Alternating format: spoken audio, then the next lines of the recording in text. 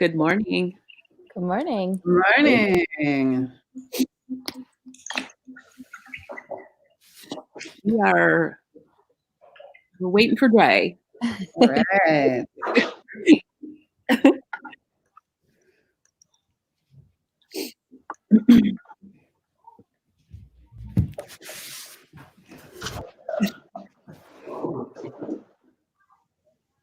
Hey, Dre, we're live. Okay.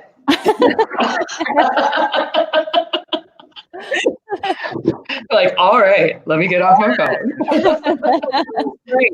So we'll get started. I'm Laurie Supinski, Program Director with Start Garden, and I want to welcome everybody this morning to The Juice, which we've been doing weekly, featuring entrepreneurs and business owners, talking about a whole bunch of topics, mostly regarding the fact that businesses have been shut down for a couple months now. And I hate using all the cliche terms like these unprecedented times and all that. But, I mean, it's kind of what we're facing. So I'll introduce everybody and we will get started. So Murphy Ackerman is our producer today. So I'm living my dream of being a television producer. Yay, Murphy. I love it. And then we have Adrian Butler. Yay. Hey, good morning. Tami VandenBerg.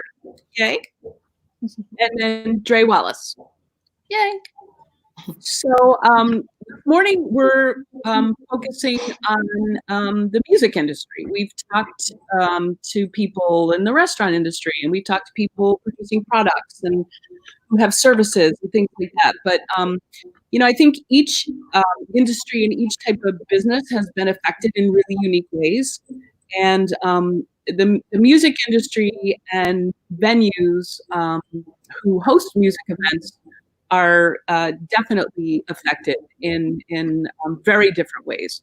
And so I thought this morning it would be really interesting to hear some perspectives from people who, obviously work in that industry. So without further ado, I think what I'm going to do is go around and have everybody kind of give a little bit of information about yourself, your business, what you were doing before, what you're doing now.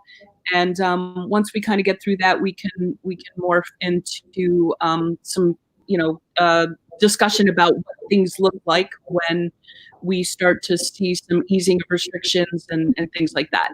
And then we also want to encourage people who are watching this morning to ask questions on Facebook. Murphy will kind of handle all those. And so we want it to be really interactive. This is not formal. This is totally informal. So panelists, you can, talk to each other and interrupt each other and do whatever. So we do that all the time. So, I'm just going to start out with the way I see people on the screen. So we'll start out with AB.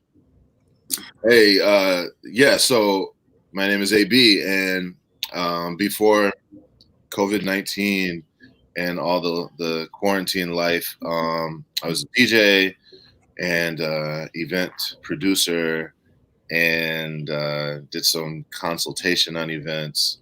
That was like my main thing.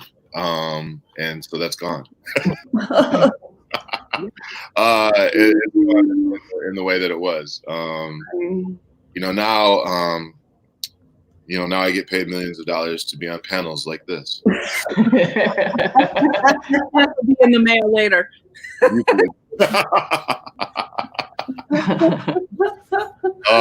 But really, it's just been now what I do is I reschedule all of the events.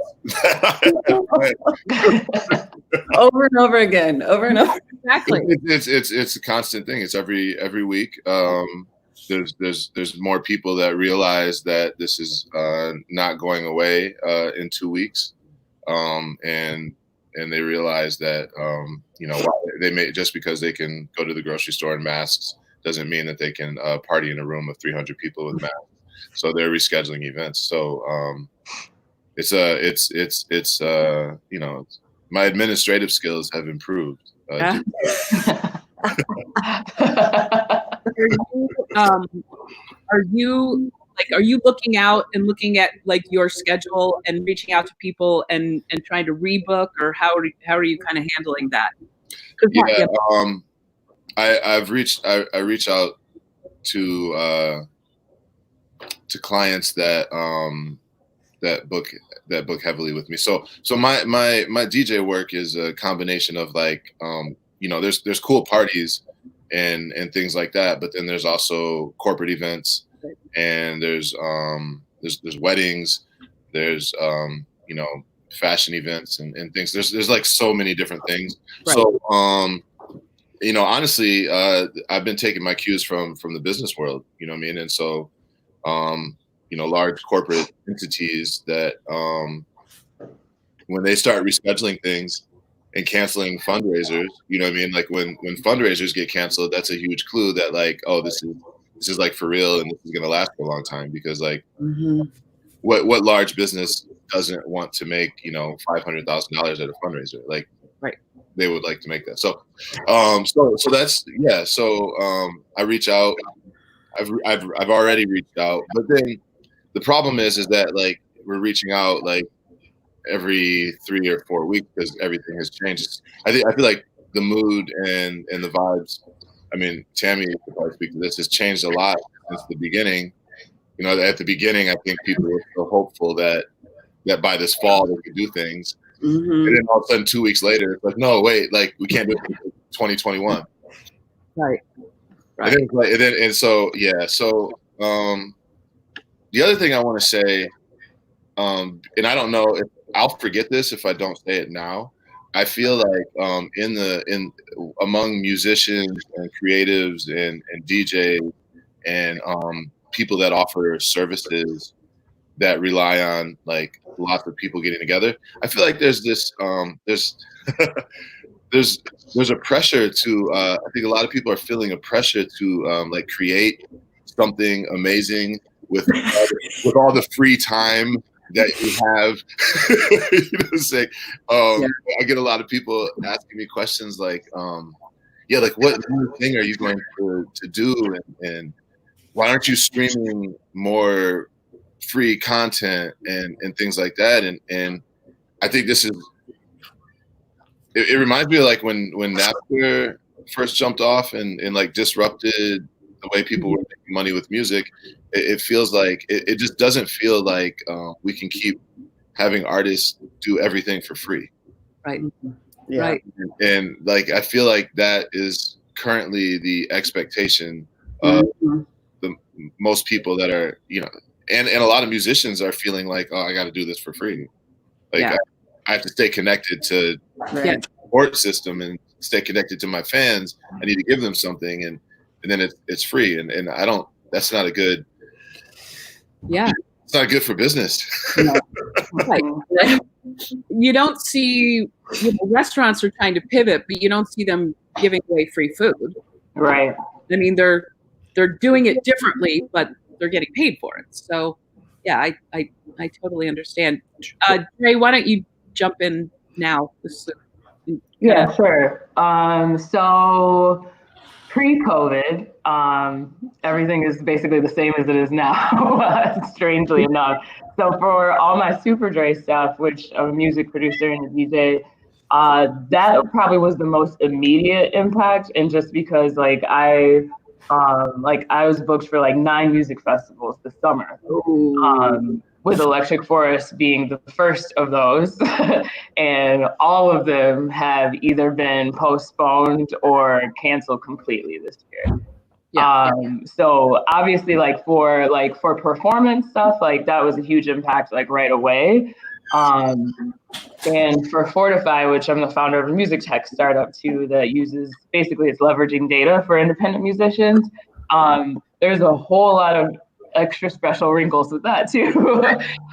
So because a lot of thankfully the majority of the work that we're working on isn't dependent on live events, but what we are dependent on are musicians. And the whole reason why a musician would even need a platform like what we're building is if the musicians are trying to make a living making music.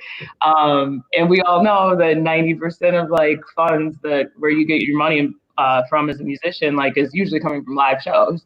The live show is an endorsement, even for the big people. If they tell you otherwise, they're not telling the truth. Like, so if those two ways are the ways that you make all your money, and usually even endorsers like are endorsing because this person has a wide reach, and that reach isn't just online, it's also in person at live shows. So if you take those two things out of the equation and start to peel everything back, like we just kind of have to ask ourselves, like, how are musicians supposed to make money if there are no live events? Which forces us to ask, like, well, why are people so weird about paying for art anyway? You know, like, kind of forcing us to have like a different conversation around like what people value, how they value it, how we've devalued it over the last like few decades. It used to be important again, because now we're starting to see like in an environment like this, like things like music and dance and all of these things are so uplifting for people and helping them to not go crazy, frankly. So maybe we'll start to value things a little bit differently again. But yeah, so for the Fortify side, it's the same thing. Like we kind of had to have some strategy sessions to think about, like, should we still be doing what we're doing the way that we're doing it? Like, is there something that musicians need more than this right now? And even after peeling everything back, like we sort of determined like we're still on the right track for the product, but how we roll things out is just going to have to be different. Because again, we had 4 huge events lined up this year, specifically to get people to sign up for the platform. Right. Again, Electric Force is going to be the first of those because we are sponsoring the pool party, like for artists and everything. So all that stuff just boom, blew up, went away. So yeah, there's a lot that we need to rethink for sure. Yep. Wow. Tami. Yeah. Talk about the venue. It's shut down. Yeah, it's a nightmare, you know, out of everything you think about as a business owner. And there's many things to worry about, right? There's lawsuits and competition and theft and, you know, on and on. So many issues you think about and worry about. And pandemic just didn't get on my radar. Didn't get Yeah, it's fascinating because, you know, we have the Meanwhile and we have the pyramid scheme. And when I was, you know, doing all my little business classes at Grow, they were talking, you know, bars, people drink when in good times, people drink in bad times, you know. Fascinating. Interestingly, I was talking with, I think, both Dre and AB. A trend we were seeing right before this was people were reducing their alcohol use a little bit. So that's kind of interesting. But anyway, now we don't have any alcohol sales. But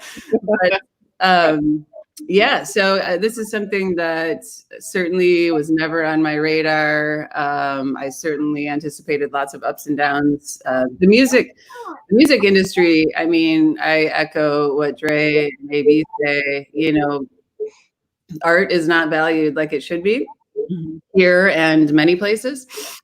And the profit margins for venues are razor thin. By the time you know you have this balance of you want to pay your artists as much as you possibly can. You want your ticket prices as low as you can possibly get them.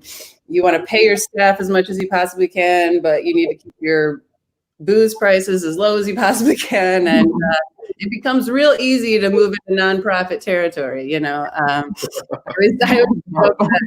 joke like we live off the Meanwhile, and the pyramid scheme is our community service, you know. But so these margins are already razor thin. Insurance is catastrophically expensive. That's been our biggest fight since we closed down is our insurance companies, and they still want all their money and we have no revenue. Anyway, so yeah, it's been just completely crazy. It happened so fast. I remember, you know, Dre and I were talking about, South by Southwest, you know, and then, it might be canceled. Oh my God, Southwest is canceled. And all of a sudden, like, poof, everything's done. Like everything. Yeah. So yeah, it's been a nightmare. However, I do have to say, like, the amount of support we've received, we immediately set up a GoFundMe for our staff. And before it was clear what kind of assistance was going to be available. And we had, I think we got $16,000 in donations for our staff. So thank you to everybody. If there's anybody out there that donated, we had musicians, which I felt we had musicians doing live performances to raise funds for our staff. And I was just like, oh my gosh, but you're always totally underpaid and never get what you deserve. We had some staff donating to our fund and not taking any because they had a spouse or someone else with funds. So the solidarity has been incredible in the community, but it's an incredibly devastating time. Yeah.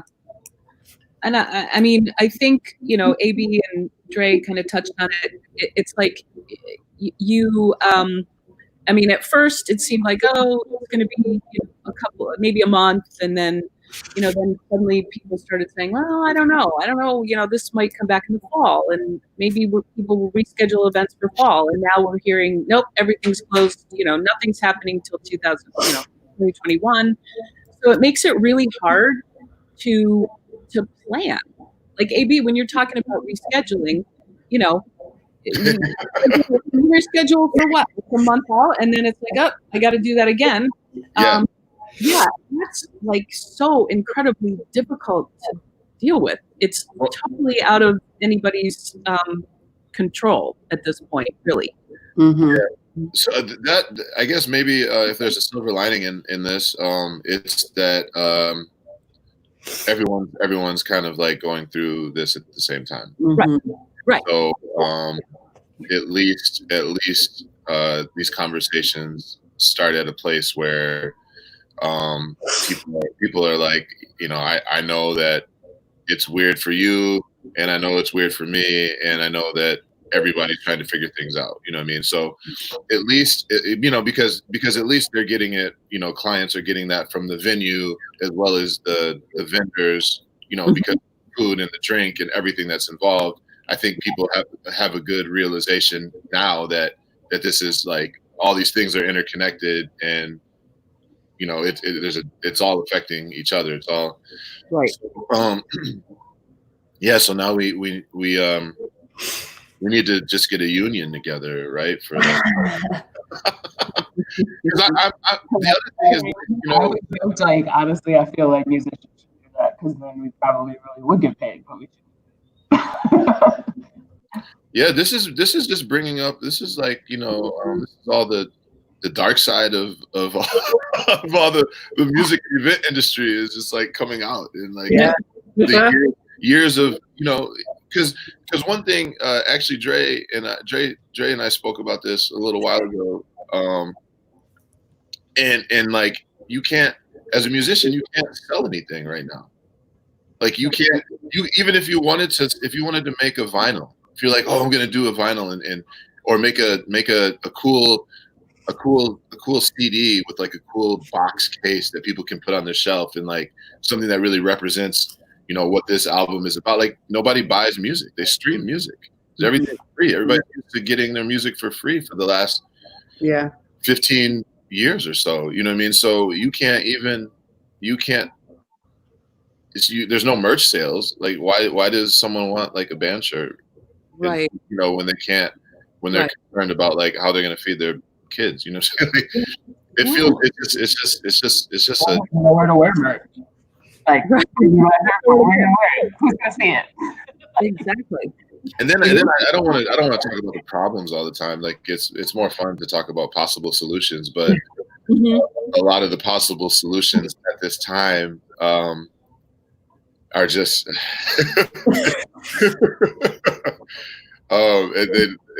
it's hard to see them for me.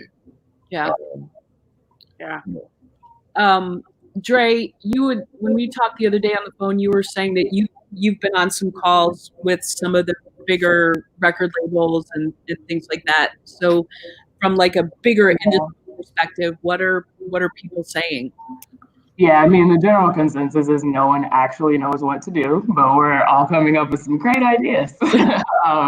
But yeah, so the startup accelerator that I was part of was a partnership with Capitol Records and Universal Music in Motown, because Motown's part of Capitol now.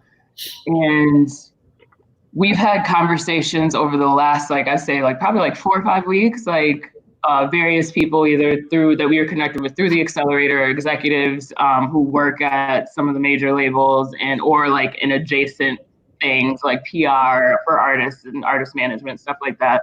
I mean, the general consensus is that like, yes, we probably will not have large concerts and festivals until next year. Like that's what it's going to be. So we might as well just accept it now. Right.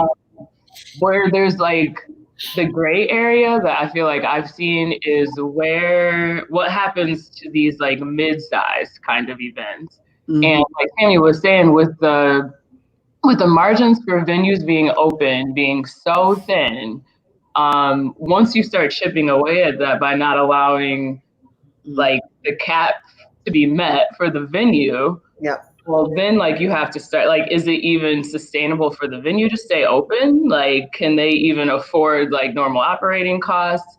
Can you even hire people to be at the door? Like, can you even afford a bartender if you can only have 20% of your cap in the building? Like at a certain point, like having the building is almost pointless.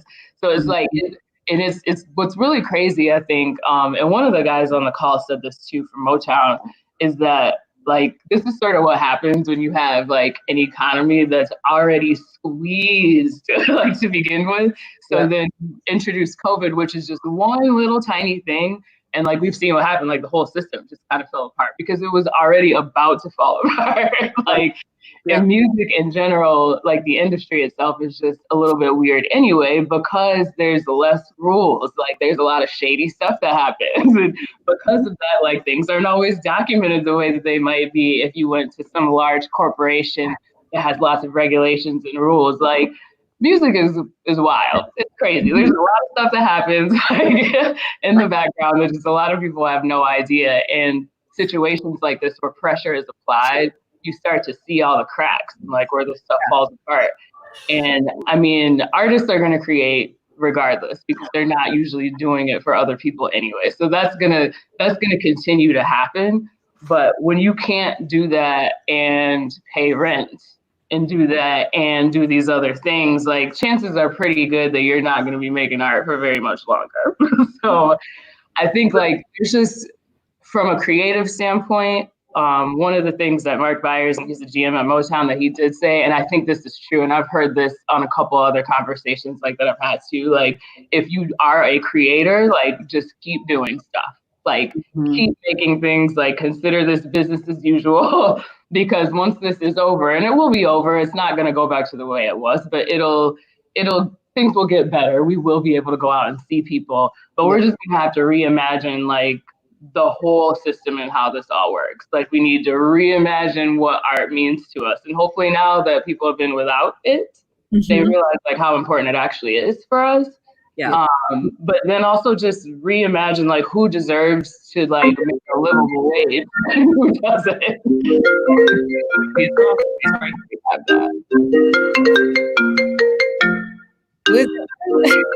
I'm like, it's not me.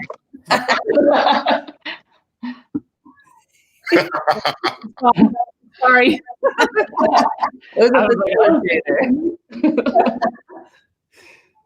But yeah, we just need to reimagine this whole thing because it's not working. And I'm not really sure that it ever was. It's just that you understand how it works, so you function within the dysfunction. But this needed to be overhauled for some time.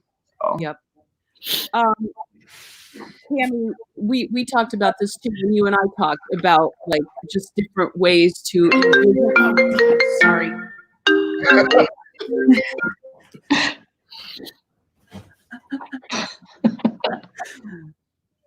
Yeah, I forgot what we were talking about. What were we talking about?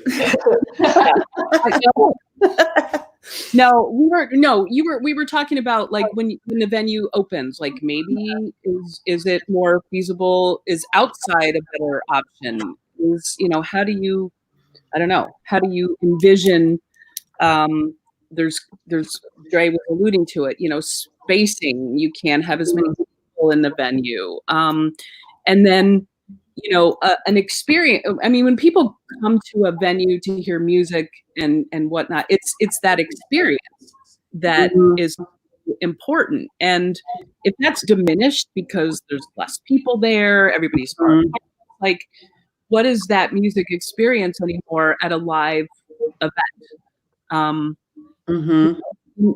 Hopefully, eventually, it gets back to somewhat normal, but nobody knows when that is. And so then how do you move forward and plan what might be in the next 3 or 4 months?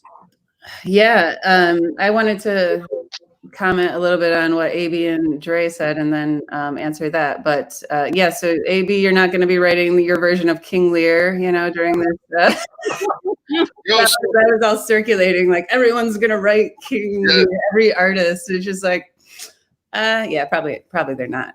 But yeah, because it's pretty exhausting, this whole thing, even though, we're just sitting at home. But so I feel you 100% on that. And then Dre, last year, I was seeing all kinds of red flags of just this economy and just this house of cards that it's like one thing could be taken down with something much less serious than a pandemic. And so last year we already started like really aggressively paying off all of our debt. We got both of our business were debt free. Really just started looking at cash, getting as much cash on hand, reducing expenses, because there were so many warning signs ahead of this, So I was anticipating a recession anyway this year. I was absolutely not anticipating this. So we had sort of positioned ourselves in a better space than a lot of folks who I think were just believing the hype, where we're just gonna, even though all these people are struggling and all these margins are razor thin, like we're doing great. It's like, no, we're not doing great, between the healthcare situation and everything else. So anyway, in terms of our venue, as Dre mentioned, when you see these, there will be no concerts until fall 2021. I think of the arenas, I think of the 20 Monroes, possibly the big space at the intersection. I think of these really huge music festivals. In terms of a small club, back to what Dre said, we're going to have to look at is it feasible? Is it feasible to, how many people do we need in there to pay for our sound person and pay for a bartender, pay for a security person? We have been subsidizing a lot of our music with alcohol sales. So if we don't have those sales, then we will not be able to subsidize some of these acts, because like, as I mentioned, we really try to pay artists as much as we possibly can while staying in business. So where is that extra subsidy going to come from? So the indicators I'm looking at, that we talked about on the phone as well, is, looking at people's comfort levels. Are they comfortable going out? Will they even go out? Do they have money to go out? Do they have money to buy any tickets? So employee safety, I'm trying to think, this is one of the most heart-wrenching pieces, is with these super limited capacities, which is the right thing to do. I agree with it 100%. We cannot bring everybody back. There's no way. So how do we deal with that if we can't bring our team, which is an incredible team? We probably have the best teams we've ever had at both of our businesses. And so how do we do that? That's going to be a nightmare. And also, like, hands down, the worst thing that could happen, and we're seeing this around the world right now, is opening everything back up. We lose all of our protection. We have no negotiating power. We got to pay full price for everything. And then everybody loses their unemployment, and which took weeks for some people to get. Yeah. And then we have to close down again and do the whole thing over. So Personally, I would rather just keep the venue closed for several months. I don't know, maybe towards the end of 2020, we could try to do some like 50 people shows with just like a bartender, you know. But then we need staff that are going to be able to monitor all of the precautions. So this is another thing coming up. You're seeing these fights at restaurants and like Red Lobster, and like people are acting crazy in terms of dealing with employees asking them to wear masks or asking them to stay apart from each other. And so frankly, we have great customers for the most part. We have a really, really sort of conscientious clientele. Usually, you know, but it only takes a handful of people to just wreck everything, you know. So I'm concerned, how are my employees going to deal with that? How are they going to deal with challenging people who don't want to stay distanced and who don't want to wear masks and who are not treating them with respect? And then what do? You grab them and you don't know. You know, these are all things that we're kind of thinking through. I'd really love to see a lot of stuff moved outdoors. We have a big parking lot that we own. We co-own with a neighbor. I'm thinking, what if we can block off that whole parking lot, put a stage, get a food truck, and just super limited capacity, 100 people. That's it. Stay away from each other, you know? And I personally am going to feel much more comfortable being outside at a restaurant, you know, or on a patio, looking at the transmission indoors versus outdoors. Outdoors, it's a fraction of the risk. There's still a risk. So I'd really like to talk to the city, work with officials. How can we just open up more streets? How do we get people in the streets? How do we get people in the parking lots? How do we get a little bit of money to some musicians, to some staff? You know, how do we get people outside? Because people really are, you know, I don't see as much music as I used to, but you know, there was a time in my life where I was in Chicago one night, I was in Detroit the next night, I was in Greenwich, you know, I lived, that was my lifeblood, was live music. That without that, I just didn't have the quality of life, you know. I didn't get that. It's almost like it was like fuel, you know, it was like energy for my life. And I still have that to some extent, but others do as well. And so to have so many people just missing out on this thing that brings them so much joy and energy and solace. You know, I've been listening to more music in the last 6 weeks at home. I got my record player set up. I got to listen to records with my daughter. So, yeah. Do you guys think that this is an opportunity for more local music to get more exposure? You know, at the end of the day, when things start to change, I mean, you know, local artists and independent artists, are there opportunities that might not have been there before? I would like to say yes, but I really don't think so. Okay. I'm okay. As a local artist. Yeah. You know what I'm saying? Because so I think that there's a lot of things about this current climate that are making it difficult for our local artists to get their music out there for people to hear. I'm gonna give it for instance, like I had someone you know, as a comparative thing for me, you know, as a piece of advice, you know, they pointed out the Travis Scott Fortnite show. So if you know, Fortnite is this amazingly huge online game, and it's like the biggest game in the last like few years. They have action figures, like it's a franchise. It's huge. It's at Target, it's at Meijer, it's all over the place. And Travis Scott is one of the biggest artists, you know, around. He's a rock star. They collaborated, and Travis Scott was inside of a video game doing a show. You know, like it's a really cool thing. Wow. But it's like, okay, that can't really be the standard for for local artists and local musicians. You know what I mean? Like, Right. that's a great idea, but like, you know, so like, Yeah. I think that the problem is that like streaming things, as Murphy knows, requires a lot of time, a lot of additional like sound checks and different equipment than what people had before. So now the local artist has to, you know, and we're also competing for the attention of people with someone like Chance the Rapper, Right.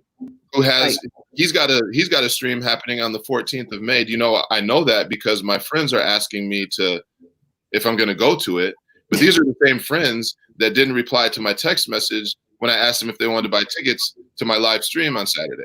Right. You know, like it's like, okay, guys, like, Right. and I'm me. So like I'm not even like new at this. Like I've been doing this for a little while. So I'm like, yo, like if you're not even gonna support me, and you know me and you've supported me for so long. Right. And especially now you say you want to support me and ask me how you can do it, but you're not even willing to spend like $5 to join my stream. Like like you're not, you know, so that's why I say I'd like to say yes, but what I see from the actions of people is that they're just going to take what's free. And if a local artist had to compete with, you know, a Chance the Rapper or Ludacris and Nelly doing a battle, or like all these other large people that are doing things for free too, but they have budgets to do it, you know, it's probably coming from a lot of them. I'm sure it's coming from like a marketing budget that they already had established that is, you know, or they're going to sell us something, you know what I mean? Like, so, you know, when I see like motivational speakers that have books that have sold millions of copies and they're doing things for free, well, I know that they're going to release another book. And in a pandemic, like, of course, someone is going to buy a self-help book. Like, you can't buy anything else. That actually makes sense to buy a book right now. You know what I mean? Like, so I just, but I'm optimistic and I'm continuing to push forward in my craft. I'm going to be the best AB that I can be for my family and friends. I'm inspired. I'm absolutely inspired. Yeah. We love you, Avery. You need help, baby. The other thing is that, like, I think for me as an artist with a family, you know what I'm saying? Like, it's really made me think about like the value of my time. Mm-hmm. And is it valuable for me to spend hours stressed out trying to figure out like a better way to present like a free live streamed event to people, or is that time better served like teaching Tessa about something, or experiencing something with her, playing bocce ball or going for a bike ride, or like you know what I mean? So then so I think that I had this conversation with Rebel Cusco, who's an artist as well, and he was just talking about like, you know, this is really making him, you know, also like realize like you know, art is important, but like also his people that are immediately around him are important. Yeah. And how much time was I not around before because I was busy doing things. So it's really it's been good for me in a different way to just like think about those things and the connections with like the people that are most important to me as well. Yeah, so if you people keep not paying for things, you won't have anything. Like I really think artists could consider going on a strike. Yeah. For a little while. Interesting. I don't disagree with that. Yeah,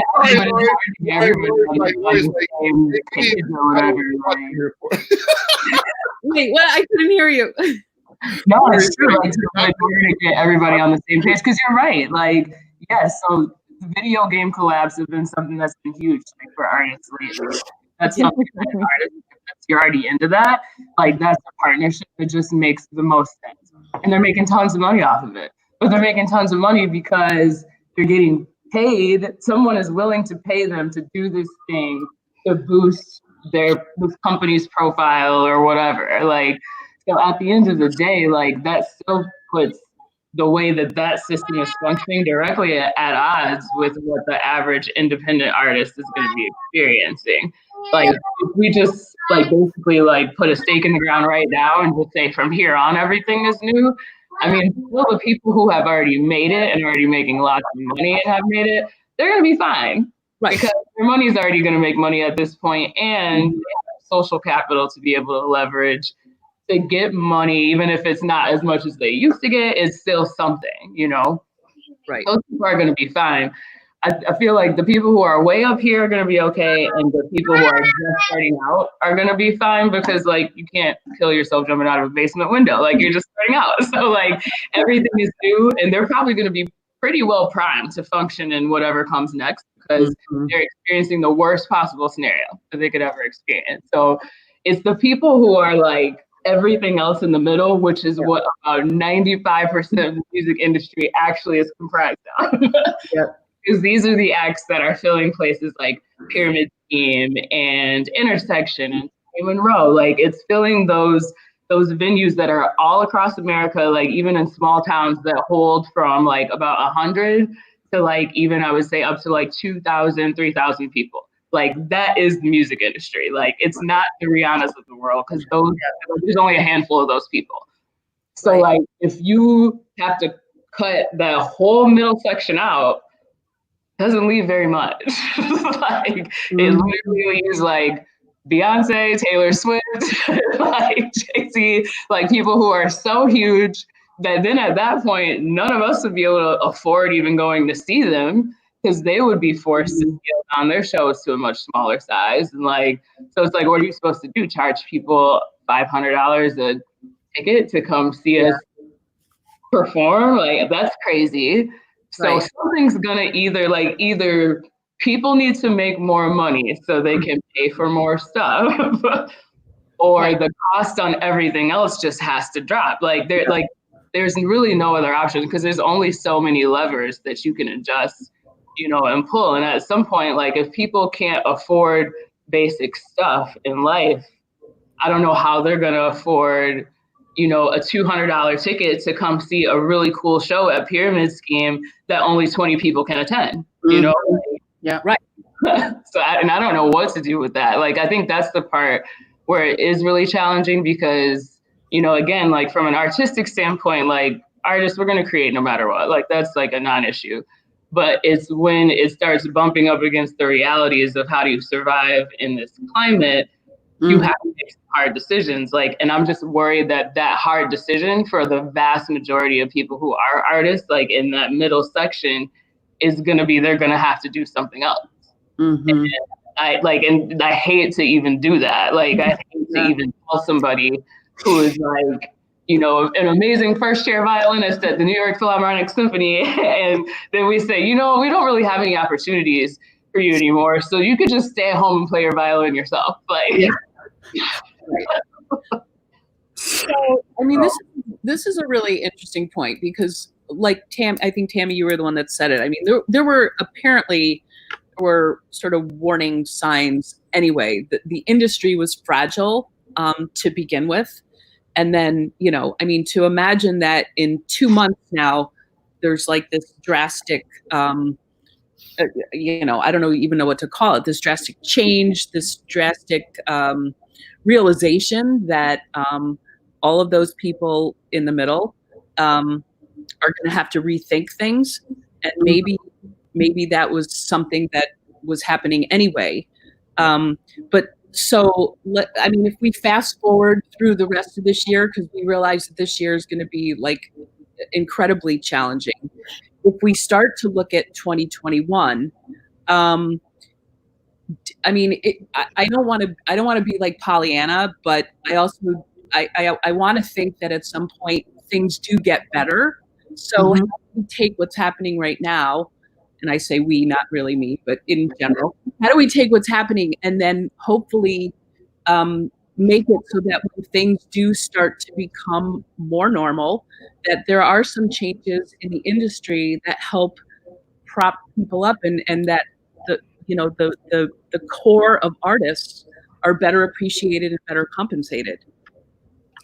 Yeah, and just to clarify, I certainly wasn't just talking about the music industry being fragile. I was talking about the entire economy. Like everything in the economy was looking worrisome to me personally. So yeah, looking forward. A couple things I wrote down. So AB, BMI, and ASCAP didn't send you a big fat check or anything because we start our fortune every frickin' month, and I wonder, like, where did all that money go? You know, that's supposedly supposed to be some unionizing of artists. So I would really love if you all got some of that cash, but apparently haven't. Anyway, so yeah, the rescheduling, you know, it's been so soul crushing, and I have to give all the credit to my brother who's been doing the rescheduling. I'm like, you know, I'm going to fall into the deepest depression if I spend every day, all day, moving shows and then moving the same show again and then moving the same show again, because what's going on, and I think it's starting to change a little bit, but early on, you know, they did think like, well, next month, and we have legal contracts, and so we can't just say, all right, we're clearing the schedule through May. We can't do that unless there's a stay-at-home order, and then we can, but we still have stuff on the books in June because we have to wait for the other party to tell us, okay, yeah, we're officially moving it. You know, otherwise we have some legal financial liability for that show. So we have to just kind of like sit and wait and individually move, cancel, or reschedule each show, and then possibly change the deal. We still have some deposit money we haven't gotten back from that we paid for different artists who have tried to reschedule and then cancel. Like, no, we're going to reschedule. We're like, no, just give us our deposit back. Like, we need the money. So anyway, looking to the future, you know, I was the one that mentioned some opportunity for locals. And as a venue owner, as I mentioned on the phone, very few locals could really headline something at the Pyramid Scheme. You know, Dre could do it, AB could do it, Lady Ace could do it, handful of others, but most locals we put on as openers. With people not touring, I mean, people are not going to be touring even in 2021. I do think we'll be able to have some shows, some small shows, but I don't think we're going to see people flying in. You know, I've talked to some other business owners. I think, Laurie, I think you were saying that too. Like, you're not taking anybody that gets off a plane, you know? And I was reading this morning about the states opening up who are seeing huge flare-ups.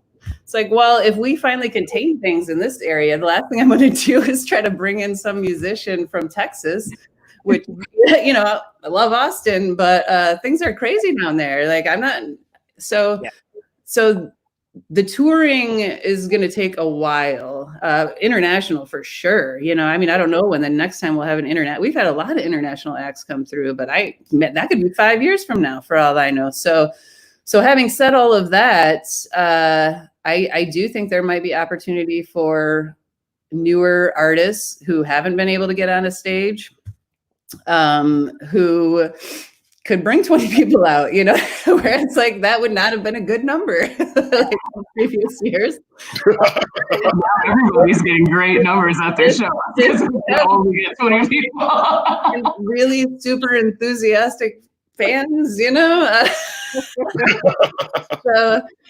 got all the space to move. Yeah, just that's how I want. Yes, totally. Everybody's gonna be at Don't run into anybody on the dance floor. So I think that'll be interesting. I know we're running out of time, so I just wanted to mention a couple other things. We have some questions too. Oh, so go ahead. Well, I just wanted to talk about the National Independent Venue Association. So speaking of organizing, this has been an incredible thing to watch. You know, as Dre alluded to, our industry is not known for like being like super on top of administrative type things, and there's a lot of competition. There's a lot of shady players, but the venues have come together, independent venues, to form this association and is advocating. It's really fascinating because I've been involved in politics for years, but it's really fascinating to see these venue owners like, do you know Justin Amash? You know,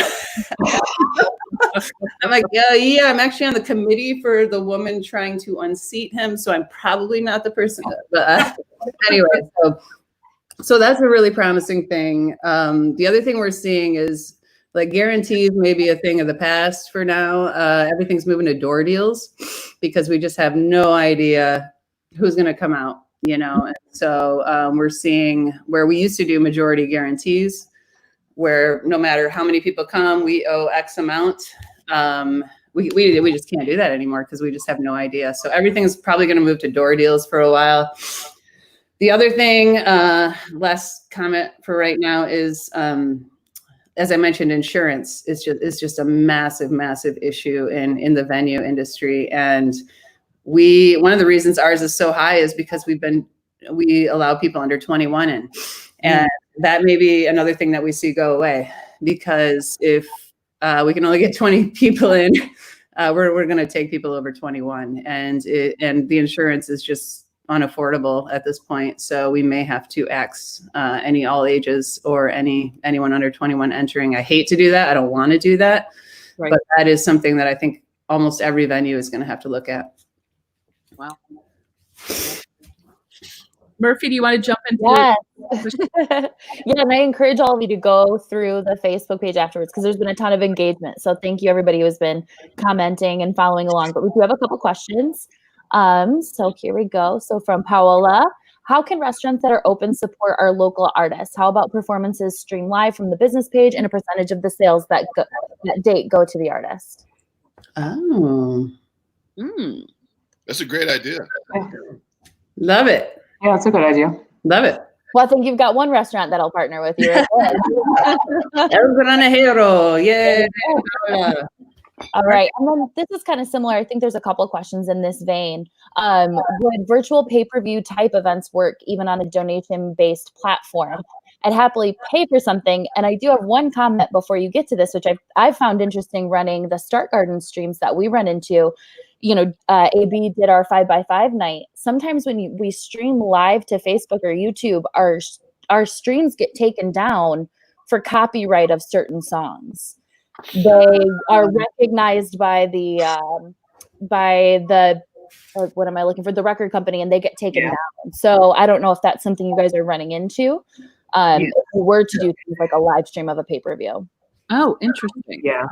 So like as DJs doing a live event, you're allowed to play music, obviously, but then if you're streaming it, it's a different issue.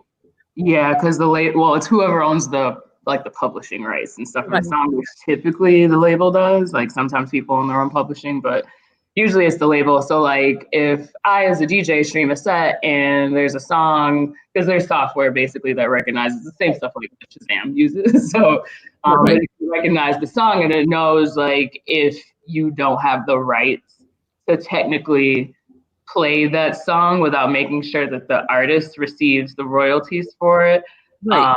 Then they can either pause or mute part of the recording based on that. Yeah, so it's been a real source of contention because there's so many DJs that are doing live sets right now, streaming live sets, and that's happening a lot. And it's sort of just like, shouldn't you know at this point, like that's what a DJ does in this instance?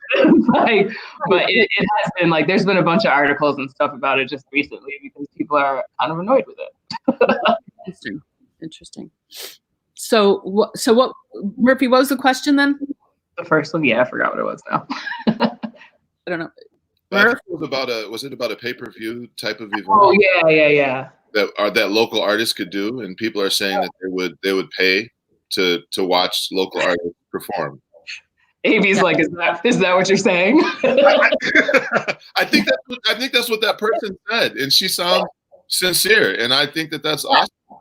Well, we can follow up with that and see if we can't make some things happen here. I feel like we lost Murphy. Yeah. So I'm going to see where she we lost you. I know. The internet here is not good. It's very bad.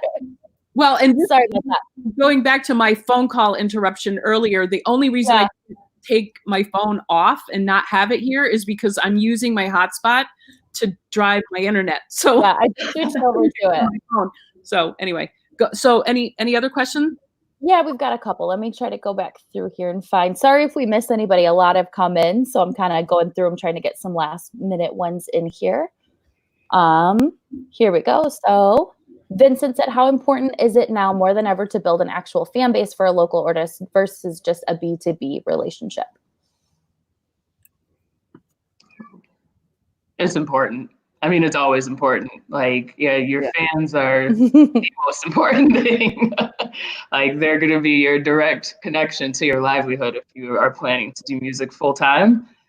Businesses are important too, though. I mean, like, never burn a bridge for sure. Like, because those same people are going to be the ones who, if this was a situation, like, you know, I've never, like, Tami's a friend of mine. Like, I've never burned a bridge with Tami, like, performing at her venue or acting crazy or anything when I was there. Well, I mean, I might have acted crazy, but that's different.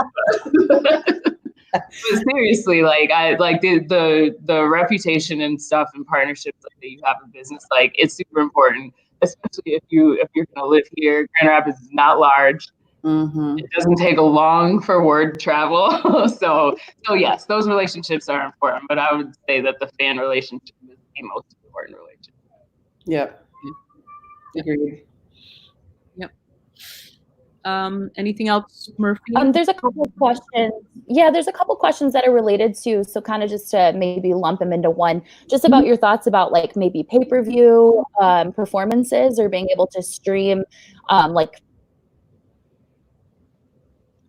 stream some pay-per-view performances for the artists.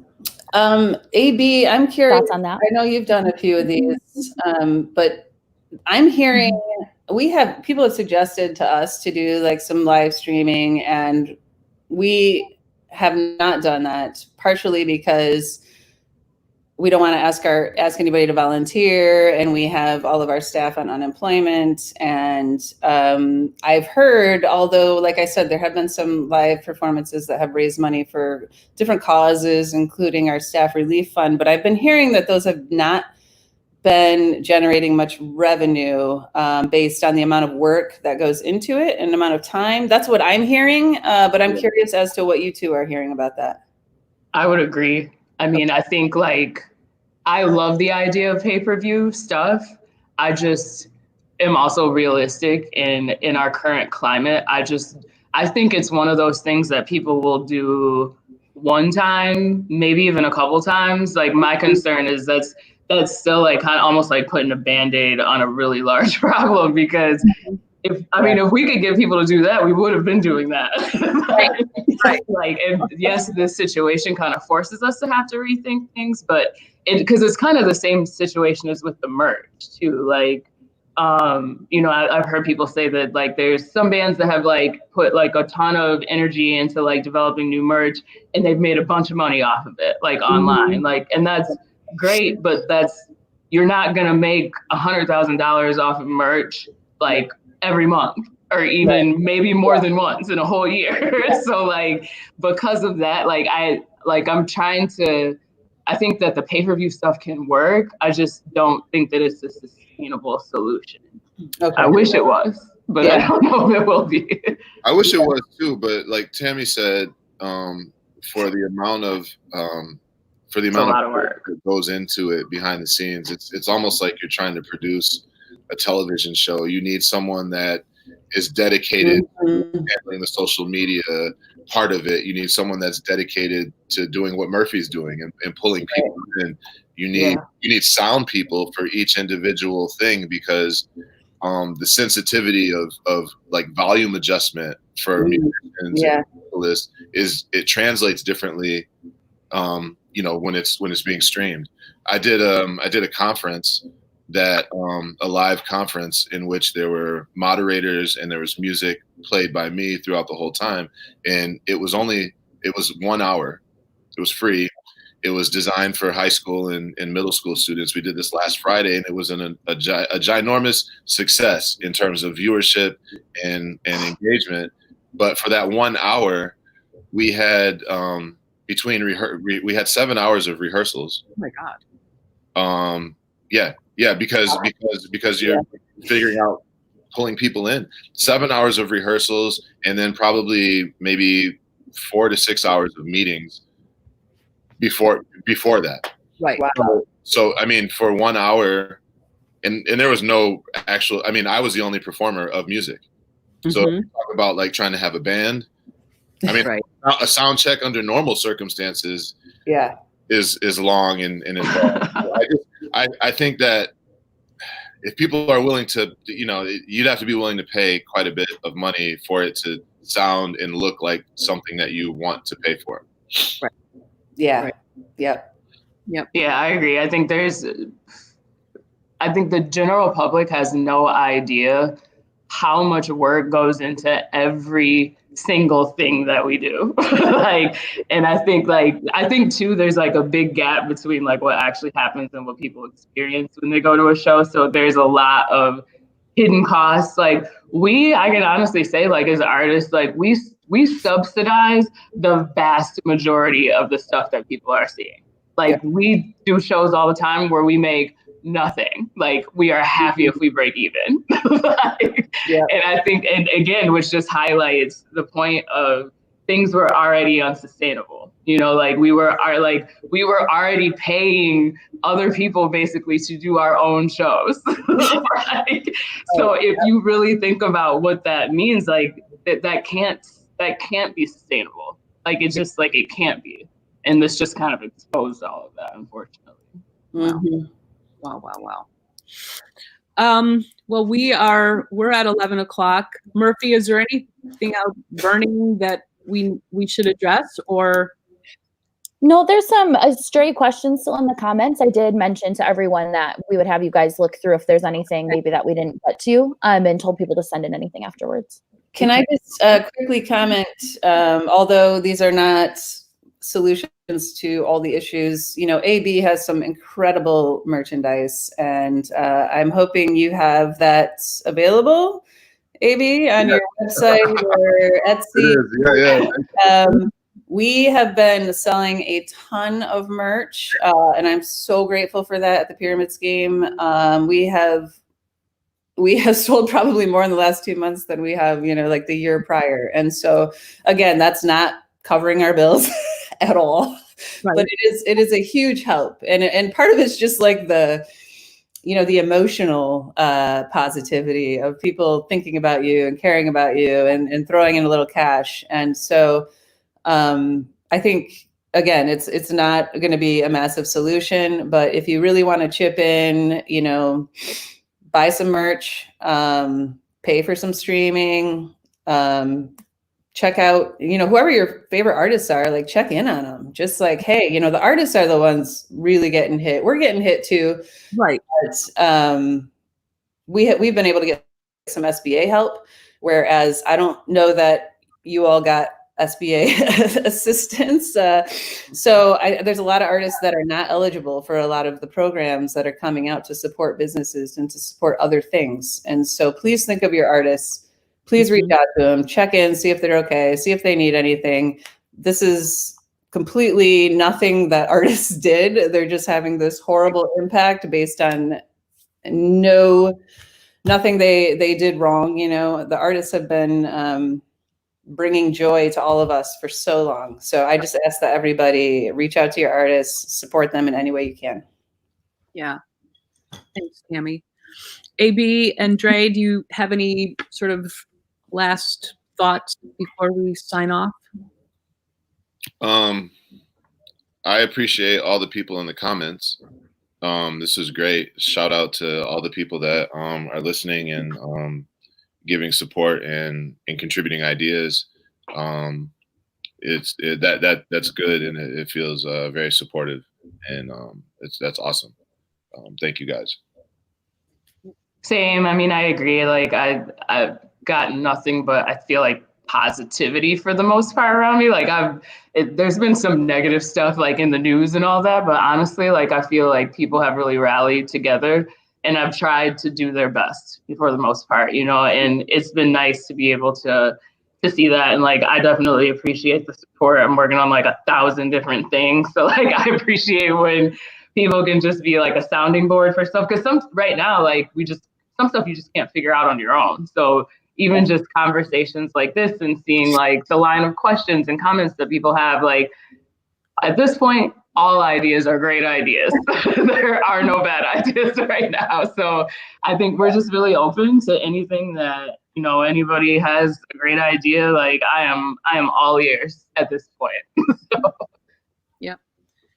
Well, I really appreciate you guys taking the time this morning, and I just think nobody planned for any of this, and so if it's there's a lot of negatives, but hopefully out of the negatives there can be some positives that come out of it. I mean, even if it's just emotionally, the good feelings of support and stuff like that. But at the end of the day, we want to see an industry and businesses still thrive. So hopefully we can come up with some innovative ways to continue to make that happen. So again, I appreciate the discussion, and maybe as we continue to do these weekly, maybe we'll come back and have this panel again and see what we look like a little bit further down the road. Yeah. So, Thank you. yeah. Thanks for having us. Thanks for having us. Hugs, Dre, and baby, virtual hug. Yeah. Aw. Thanks, everybody. All right. Thank you so much. Thank Okay. you. Bye, guys. See you soon. Bye. Bye. Oh, wait, I don't know how to hang up. Will you leave? I'm like, where's the button?